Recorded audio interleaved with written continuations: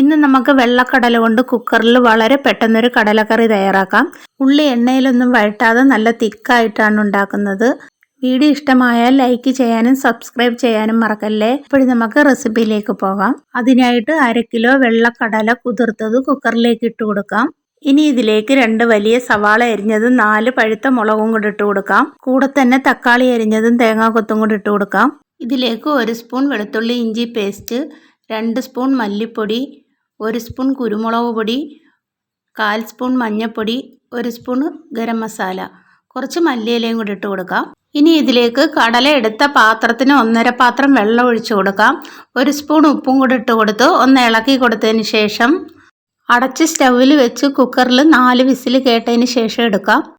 അതിനുശേഷം നമുക്ക് കടുക് വറുത്തെടുക്കാം. ഒരു കടായിലേക്ക് 2 സ്പൂൺ എണ്ണ ഒഴിച്ചു കൊടുക്കാം. എണ്ണ ചൂടാകുമ്പോഴത്തേന് കടുക് ഇട്ട് കൊടുത്തൊന്ന് പൊട്ടുമ്പോഴത്തേന് കുറച്ച് ഉള്ളി ഇട്ട് കൊടുക്കാം. ഉള്ളി മൂത്ത് വരുമ്പോഴത്തേന് കറിവേപ്പിലയും കൂടെ ഇട്ട് കൊടുക്കാം. അതിനുശേഷം കുക്കർ തുറന്ന് നോക്കാം. ഇവിടെ കടലയൊക്കെ നന്നായിട്ട് വെന്ത് വന്നിട്ടുണ്ട്.